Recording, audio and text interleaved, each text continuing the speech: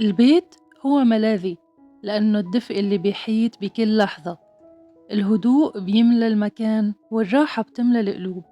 الضوء اللي بيدخل من الشباك، ريحة القهوة أو الحلويات بتذكرك بالدفء اللي حوالينا. كل شي بسيط بالبيت بيصير أحلى، وكل لحظة صغيرة بتتحول لسعادة صافية. وبحضن البيت الدافي بتحس إنه العالم كله بعيد وكل همومك تختفي بلحظة، وبيضل شعور الراحة والسكينة.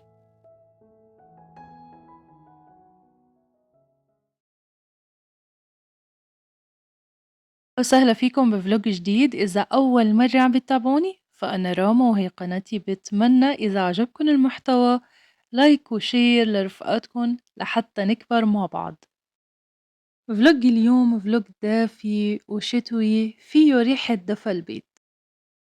كان كتير طالع على بالي إنه حضر حلو يكون سهل وسريع وطيب، فخطر ببالي هاي التحلية، ورح أقلكن أنا كيف حبيتها. زمان كنت صغيرة، فرفيقتي كانت جايبت لنا معها على المعهد علبة حلو، فضيّفتني منّا وكتير كتير حبيتها. كنت لأول مرّة بدوقها، يعني هالكلام من زمان كتير، مثلًا من 25 سنة إذا مو أكتر كمان. فحبيتها كتير وسألت عليها وسألت على اسمها.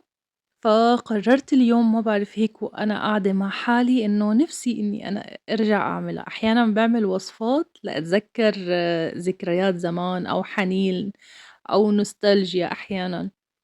فحبيت إني أنا أحضّر المبروشة أو فطيرة بسموها، فطيرة مثلًا القرفة، وطريقتها كتير كتير سهلة، ومكوناتها كلّياتها هتلاقوني كاتبت لكم إياها بصندوق الوصف.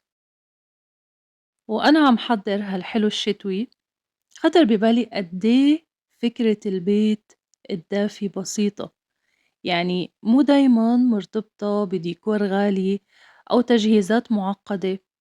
أوقات الدفا اللي منحس فيه بيجي من تفاصيل صغيرة، لمة، ريحة كيك أو فطاير، ضحكة أو هيك زاوية مريحة بتحبوا تقعدوا فيها.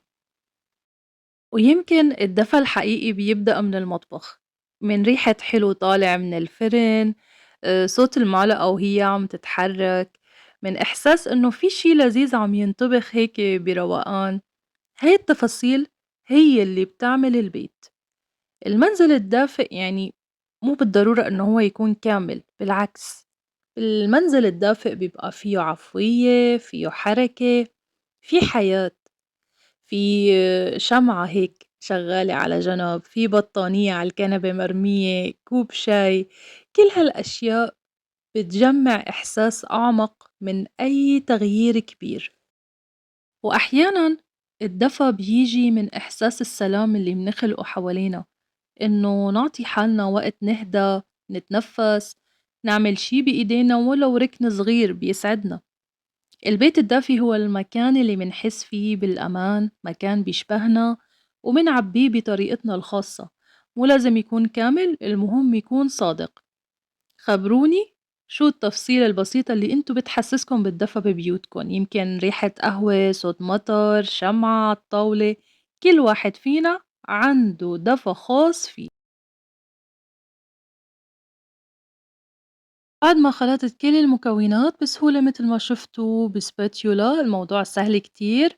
حطيت تلت العجينة بالفريزر وتلتين حطيته بالصينية ودخلته على التلاجة، لأنه لازم تكون العجينة باردة.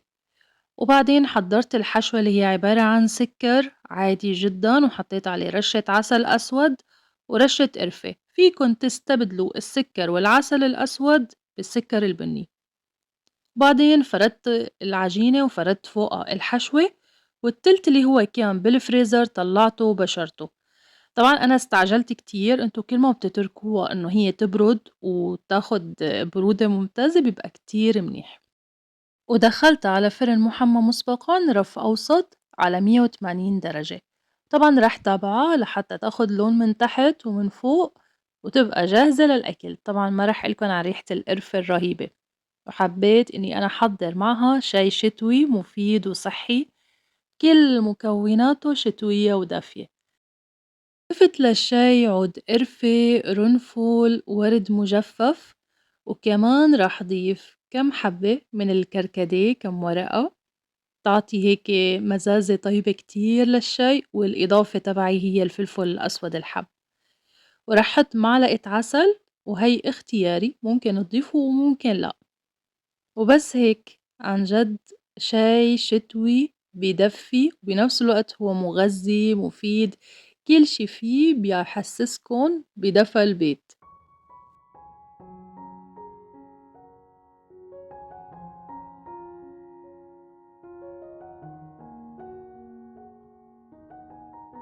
راح أقول لكم على ملاحظة إني أنا لمّا دخّلت الصينية الفرن وطبعًا لإنه العجينة ما كتير أخدت برودة ما لحقت يعني أنا كنت كتير هيك الفكرة طرقت بسرعة وعملتها بسرعة، ف شغّلت الشواية لحتى تاخد لون من فوق قبل ما تسيح كتير. وكمان كنت مشغلة من تحت، فمجرد أخدت لون من فوق طفيت الشواية. والملاحظة التانية اللي راح أقول لكم عليها إنه هي لمّا بتبرد أو بتبات لتاني يوم بيبقى طعمها كتير، كتير أحلى وأطيب، عن جد جربوها لمّا تبات، يعني أول ما بتطلع من الفرن طيبة وريحة القرفة طبعًا مالية البيت كله، وفيكن تحشوها متل ما بتحبوا مربى برتقال، مربى فراولة، مربى تين، زيّنتها برشة سكر بودرة. وبس هيك، حلو سهل وسريع وبسيط، وعن جد بتحسّوا هيك بدفى الشتا والأجواء هيك العائلية الحلوة، جربوه وقولوا لي رأيكم.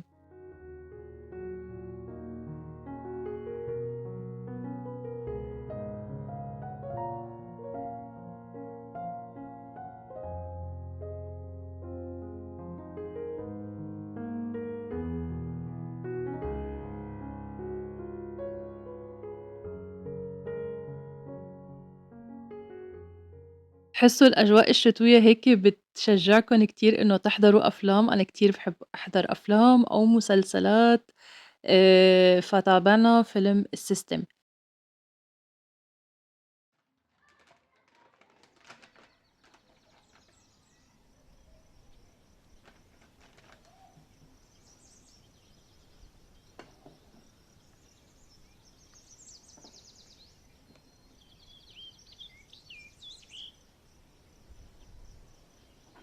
كنت صاحية الصبح وقررت إنه أعمل تنظيف خفيف وسريع وبنفس الوقت هيك أعمل لمسة ديكور صغيرة بتغير الجو وبتعطي هيك روح جديدة للمطبخ.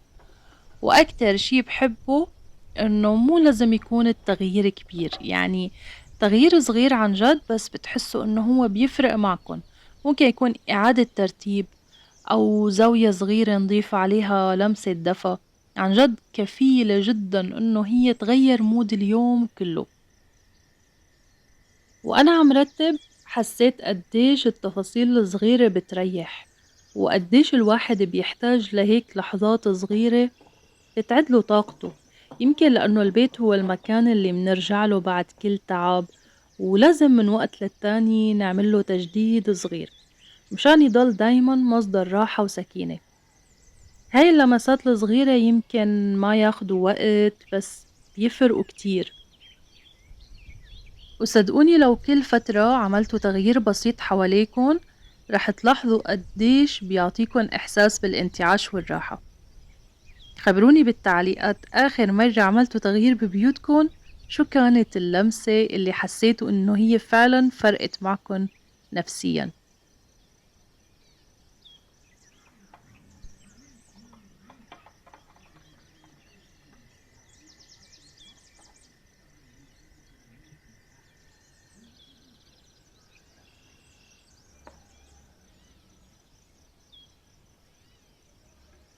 هاي الفخارة كانت عندي ومكسورة، وأنا ما بحب أرمي أي شي مكسور عندي، بحب أعمله إعادة تدوير أو استخدمون كفازات، فعندي أشياء كتير متل هيك وأنا بعيد استخدامها.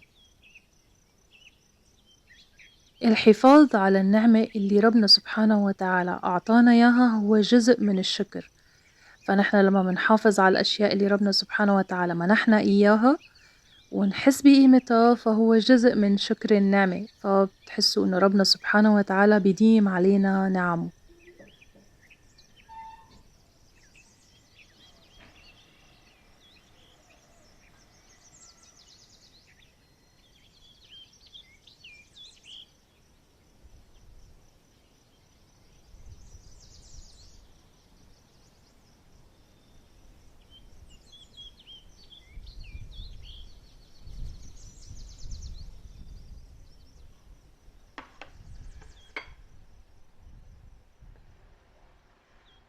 رح أحضّر صدور الدجاج مع الروزماري والوايت صوص، كتير أكلة مميزة حلوة للعشا وحلوة كمان بالغدا.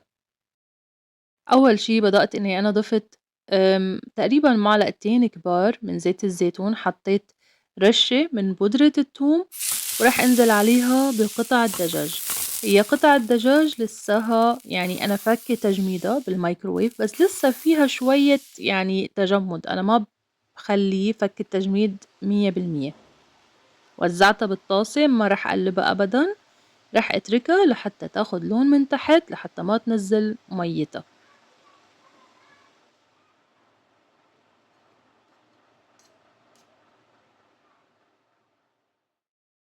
ضفت معلقة صغيرة من التوم المهروس، وهلّأ رح حضّر الخلطة اللي أنا باضيفها على البشاميل، اللي هو البشاميل السريع أبو دقيقة اللي أنا دايمًا باعمله. فببولة برّا على جنب رح حط 4 معالق كبيرة من الدقيق. أنا باستخدم 4 معالق لو أنا حاستخدم بشاميل رح حطّه مباشرةً، يعني ما رح دخّله الفرن، مجرّد إن هو يبقى كريمي وينزل على السباكيتي أو المكرونة ويبقى ناعم متل الكريمة، 4 معالق حلوين كتير للكيلو. حطيت رشة بودرة توم والملح طبعًا حسب الرغبة، رح أقلّبن مع بعض وبعدين باضيف المي وباقلّب هيك بسرعة، لازم أتأكد إنه كل الدقيق والمكونات اندمجت وصارت كتلة واحدة ودايبة ما في أي تكتلات للدقيق.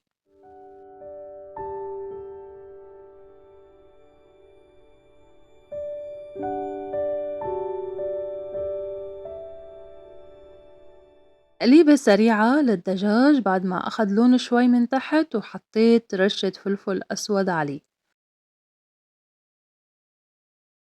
أنا مجهزة البصل مقطعته تقطيعات تكون كبيرة، وكمان الفلفل الملون أحمر وأصفر، فيكن تستخدموا كمان الشطة إذا بتحبوا. رح أعملن هيك تقليبة خفيفة بس لحتى هيك شوي يندمجوا. الحليب عندي سخن ونزلت عليه اللي أنا حضرته الدقيق الخليط الدقيق. تقليب سريع واللبن سخن لحتى يتكاثف عندي ويتجانس.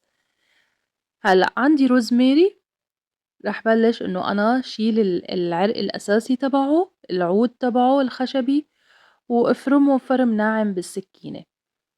الروزماري نكهته كتير مميزة، لمّا تجربوا إنه أنتم تضيفوه على وصفات متل هيك هتحسوا فعلًا إنه الوصفة راقية جدًا، جدًا.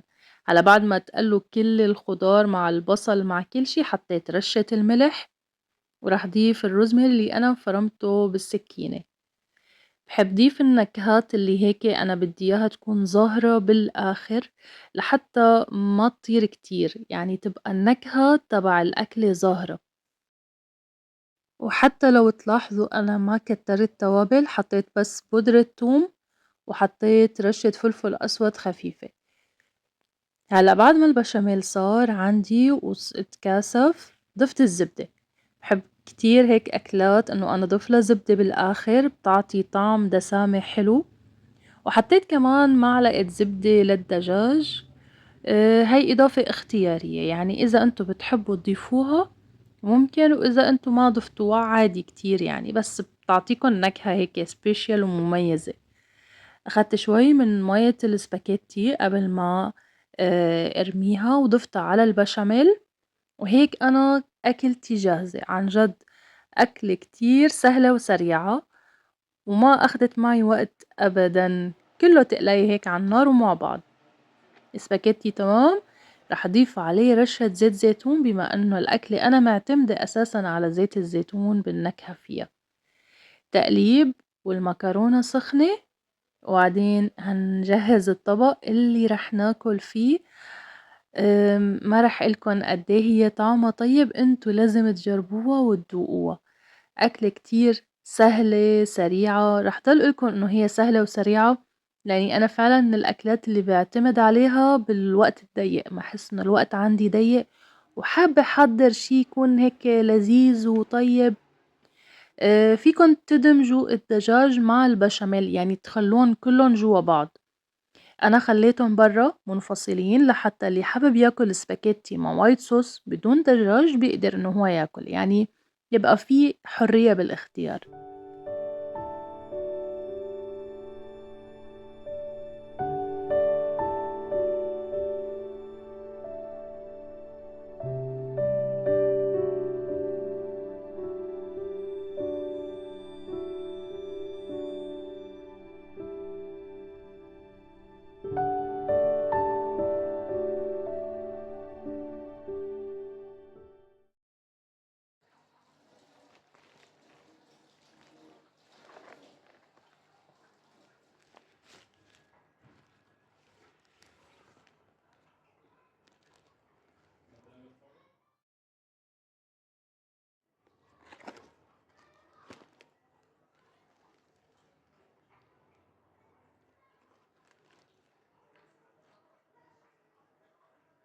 بتعرفوا أنا دايمًا باحب شارككن وصفات بلحم النعام، زوجي كان طالب لنا order من هاي الشركة برجر لحم النعام، كفتة نعام، وسجق نعام، وحواوشي بلحم النعام، فطبعًا الفترة اللي جاية في وصفات كتير لذيذة جاية على الطريق، هي أول مرة باجرب هاي الشركة، ولمّا أجربها رح أقول لكن على رأيي بكل صراحة.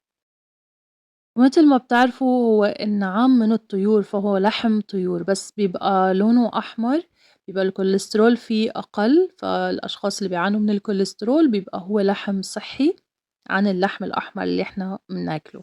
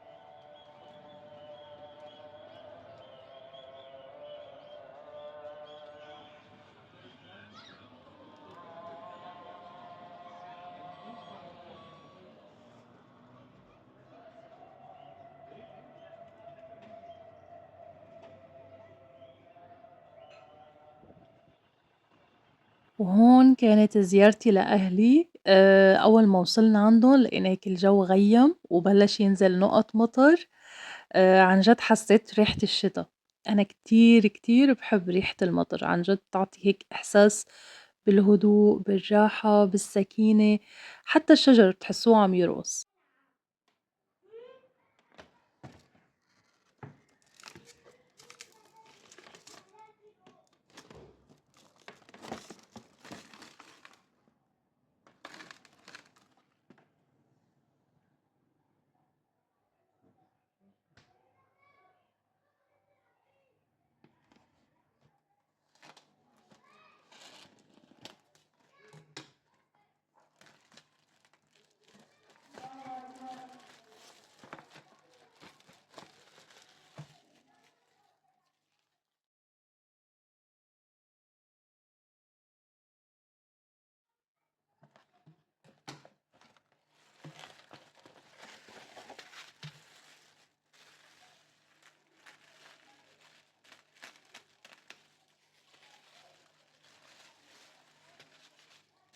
كنت بدي أحضّر عشا سريع، فطلّعت سُجق اللي هو بلحم النعام، قُلت بجرّبه، وبنفس الوقت أكلة كتير سهلة وسريعة وطيبة.